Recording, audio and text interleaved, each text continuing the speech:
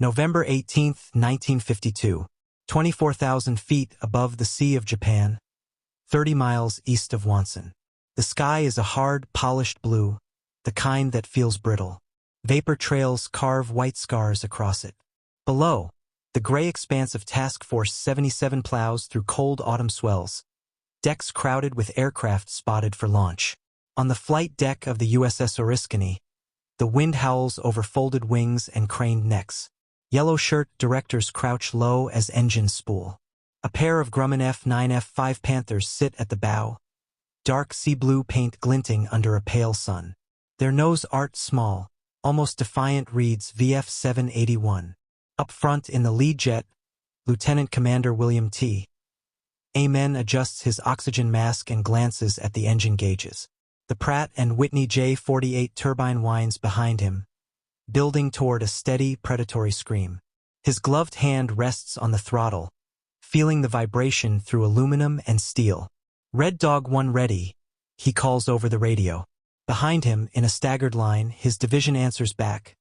Lieutenant Junior Grade James Brown, Ensign Harold Fisher, and the youngest of the group, Ensign Robert Robbie Clements. They are pilots of Fighter Squadron 781, VF-781. Attached to Carrier Air Group 102. Their mission is routine on paper. Combat air patrol over the fleet while Skyraiders and Corsairs strike rail lines near Wonsan. Routine is a dangerous word in Korea. The deck officer drops his flag. Amen shoves the throttle forward. The Panther surges, nose dipping as acceleration crushes him into the seat. The catapult hurls the jet down the deck.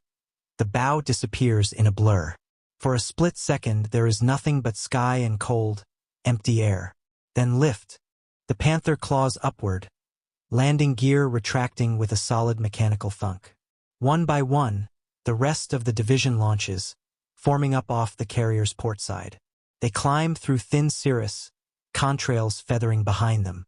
At 24,000 feet, the fleet below is reduced to toy shapes in a gray sea. The pilots level off, spreading into a loose combat box. The radios crackle with routine chatter. Strike groups checking in, destroyers reporting radar sweeps. Then the tone changes.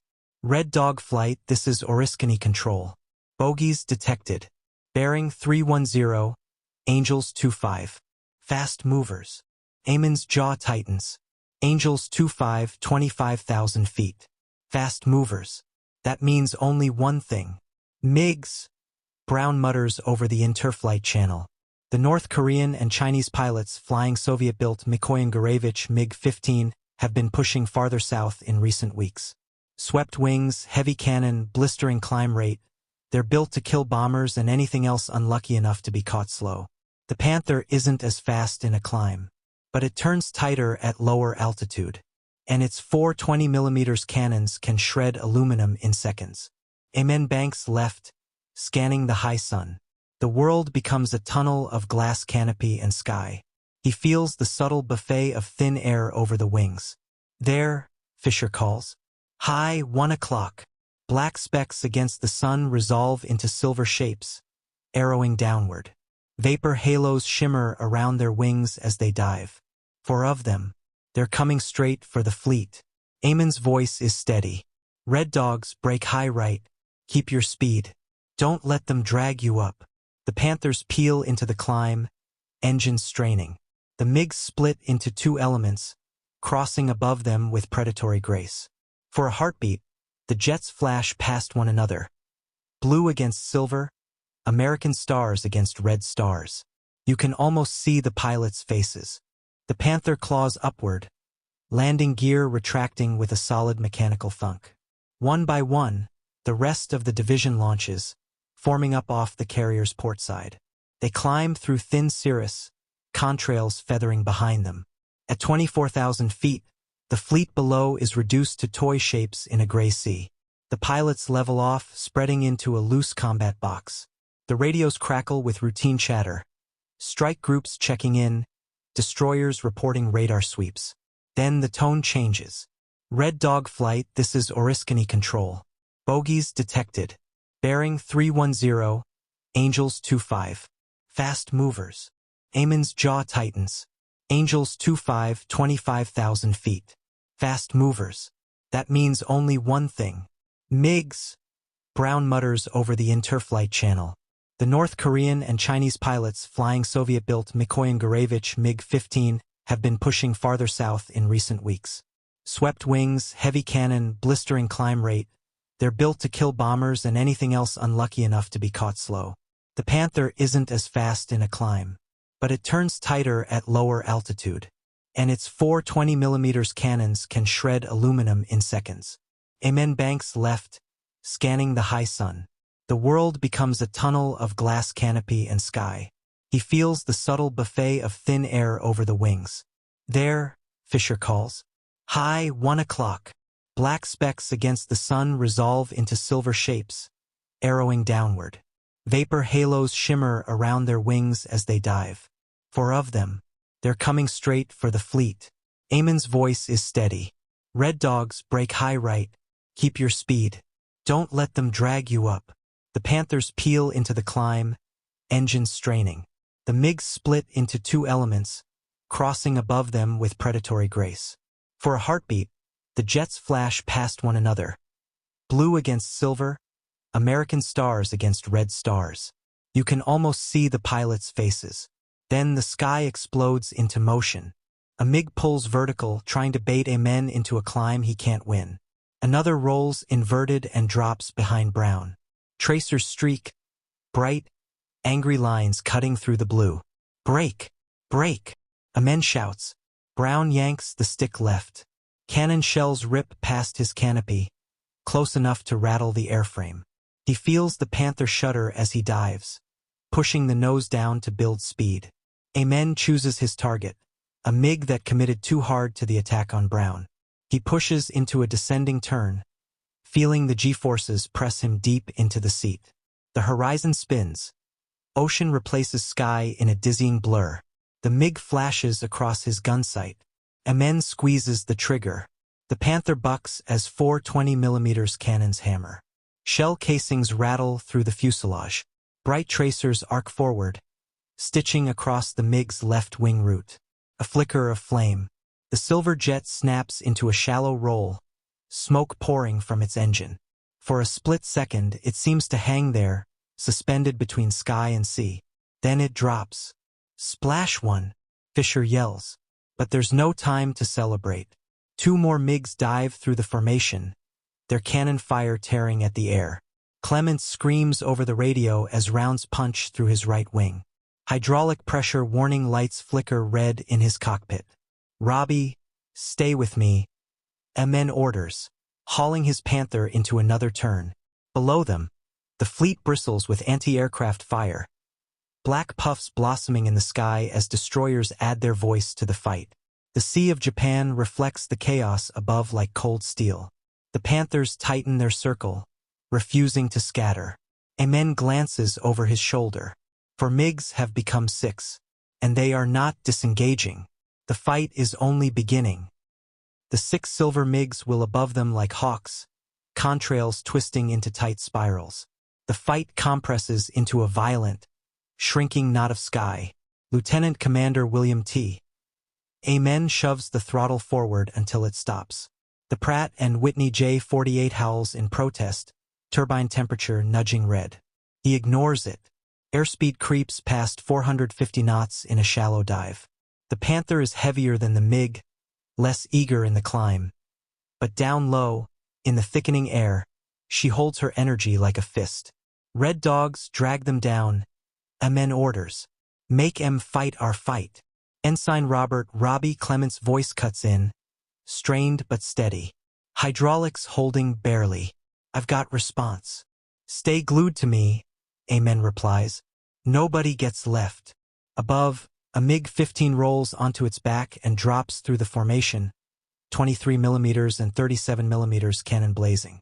The heavy rounds pass wide, but the concussion thumps against Brown's fuselage like a sledgehammer.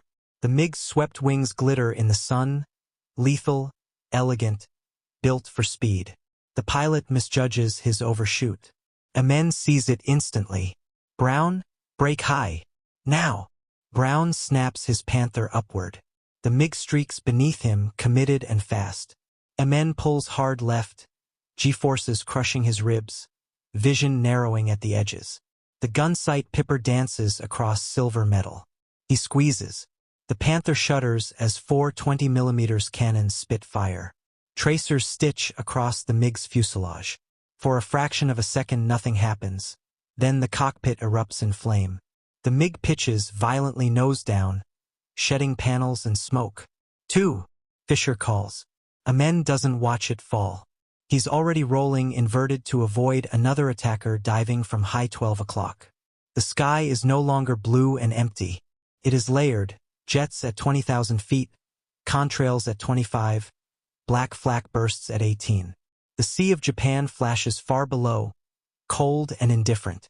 Clement's Panther shivers as he banks. A thin ribbon of hydraulic fluid streaks across his right wing, misting into the slipstream.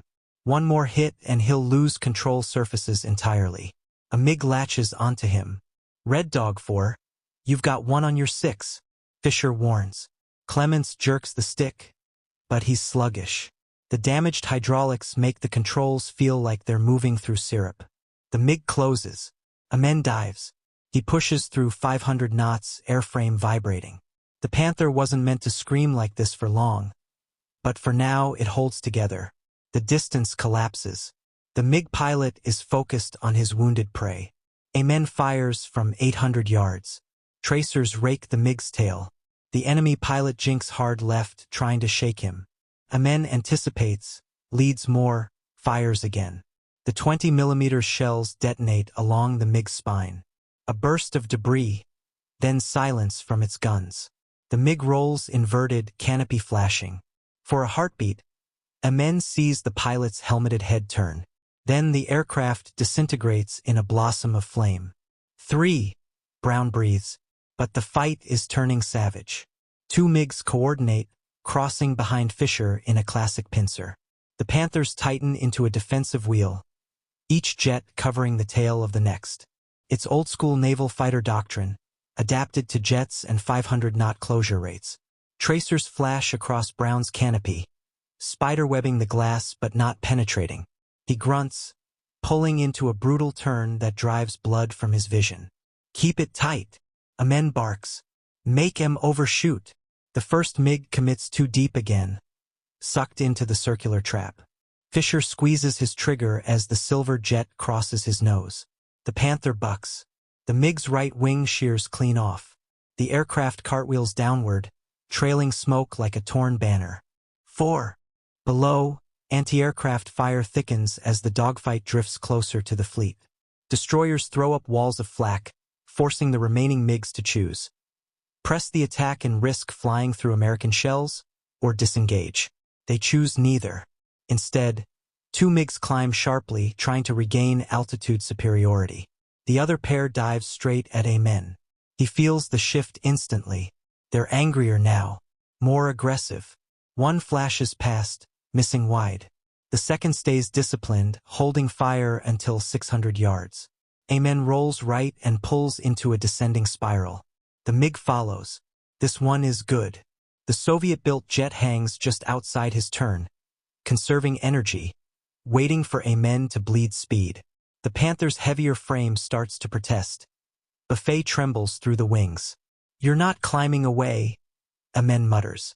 He snaps the air brake for a split second. The Panther decelerates abruptly. The MiG overshoots by 20 yards. Amen retracts the brake, slams the throttle forward, and fires at point-blank range. The impact is catastrophic. The MiG's fuselage splits open, flame blasting from the engine intake. The jet disintegrates midair, fragments scattering like shrapnel. 5. Clements shouts, adrenaline overriding the pain in his arm from wrestling damaged controls. Only 2 MiGs remain. They break formation, climbing hard, afterburner plumes bright against the pale sky. They're trying to escape north, toward the safety of coastal airfields near the Yalu. Amen checks his fuel. He's already burned deep into reserves. Red Dogs, we take one pass. That's it. They climb as a unit, Panthers roaring. The nearest MiG glances back. Too late. Brown lines up the shot. The cannons fire in a sustained roar. The MiG's tail explodes in sparks and flame. It corkscrews downward, trailing black smoke. 6. Brown exclaims. The final MiG hesitates, then vanishes into the high sun, escaping north at full throttle. Silence rushes in behind it. 6 MiGs destroyed. But Amen scans the sky again, heart hammering. Radar had called fast movers, plural, and they had counted 4 at first. Then 6. He looks at the thinning contrails above. There were more. Fuel state, he says quietly. The answers come back tight. They are low. Below them, the fleet steams on, guns still trained skyward. And to the northwest, barely visible against the glare, fresh contrails begin to form. The new contrails slice across the high sun like knife cuts. Lieutenant Commander William T. Amen doesn't need radar confirmation. He can see the geometry forming. For more silver shapes descending in a loose line abreast, angling toward the fleet below. Red dogs, he says, voice level despite the burn in his lungs from the oxygen mask. We're not done. Fuel gauges tremble just above the red arcs. At combat power, they have minutes, maybe less. Below, the gray hull of the USS Oriskany turns slightly into the wind. Deck crews frozen mid-task, faces tilted upward. Destroyers carve white wakes as they tighten formation. Black flak blossoms higher now, probing. The 4 new MiGs dive aggressively, sunlight flashing along swept wings. They've seen the smoke columns falling toward the sea.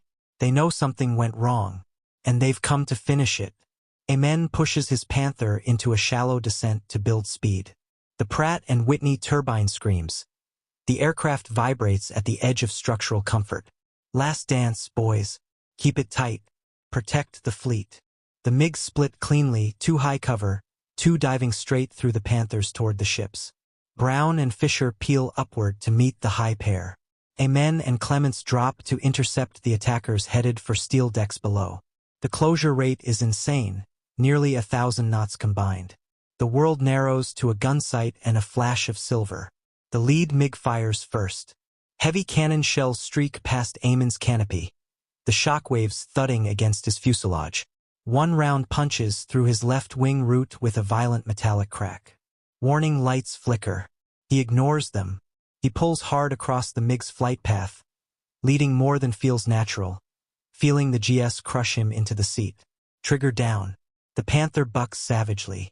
Tracers arc forward and converge on the MiG's nose intake. The rounds disappear inside the engine. For half a heartbeat, nothing changes. Then flame erupts from the exhaust in a brilliant orange lance. The MiG snaps upward involuntarily, stalls and flips onto its back. Pieces tear free as it tumbles toward the sea. 7. Clements yells. But the second diving MiG has slipped past them. It's now less than 2 miles from the fleet. Amen rolls inverted and dives after it. Fuel warning horn chirps once, sharp, accusatory. The MiG levels at 18,000 feet, lining up on the ships. This pilot is committed. He believes the Panthers are spent. Below, the destroyer screen opens fire. Bursts bracket the MiG but fail to connect. Amen pushes through 520 knots. The Panther trembles, but she holds. Distance collapses. 1,200 yards. 900. 700. The MiG jinks slightly, sensing pursuit. Amen steadies his breathing. He can feel every vibration through the stick, every tremor in the airframe. Steady, steady.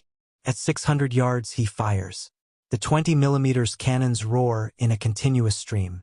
Shells walk up the MiG's right wing across the fuselage into the cockpit area. The canopy shatters. The aircraft lurches violently left, trailing a sheet of flame. For a split second it continues forward, still aimed toward the fleet. Then it disintegrates. A blossom of fire and debris expands in the cold air, fragments flashing in the sunlight as they fall harmlessly into the sea well short of the ships. Silence. Only the howl of wind and the distant thunder of shipboard guns remain. Above, Brown's voice cuts in, breathless. High pair bugging out north. We're Winchester. Out of ammunition. Amen glances at his fuel gauge. Almost dry. Red dogs disengage. Form on me. We're going home. The Panthers gather slowly, war-weary silhouettes against a sky now scarred with smoke and contrails. Clement's jet leaks fluid in a thin stream. Brown's canopy is starred with cracks. Eamon's left wing bears a ragged hole the size of a fist. Below, the fleet steadies. Tiny figures on deck begin to move again. 7 MiGs destroyed over the fleet. The radio crackles with incredulous voices from Combat Information Center. Radar confirmations. Ship captains reporting splashes. Excited shouts half-drowned in static. Amen feels none of the triumph yet. He's watching the fuel needle sink toward nothing. The 4 Panthers descend together toward the gray deck of the USS Oriskany, now turning into the wind to receive them. Landing lights glow faintly in the afternoon haze. One by one, they drop gear. Clements comes in hot and fast, hydraulics barely responding. His hook slams down, sparks as it catches the 3rd wire. The jet jerks to a halt, nose dipping sharply. Brown follows, clean catch. Fisher traps smoothly. Amen is last. His engine coughs once on final approach. He keeps the nose steady, eyes locked on the optical landing system. The deck rises to meet him in a rush of gray steel. Hook down. Impact. The wire catches hard, snapping him forward in his straps. The engine spools down to a dying whine as the Panther rolls to a stop. For a moment he just sits there, hands trembling on the throttle. Deck crew swarm the aircraft, staring at the shredded wing, the scorched paint, the empty shell chutes. 7 MiGs. Over the fleet. Later, intelligence would confirm the tally. Later, headlines would speak of VF-781 and the Panthers that turned to hunt. But right now, as Amen climbs down the ladder into the salt wind, he looks back at the scarred jet and then up at the empty sky. Because he knows something simple and unshakable. If they hadn't turned, those MiGs would have reached the ships.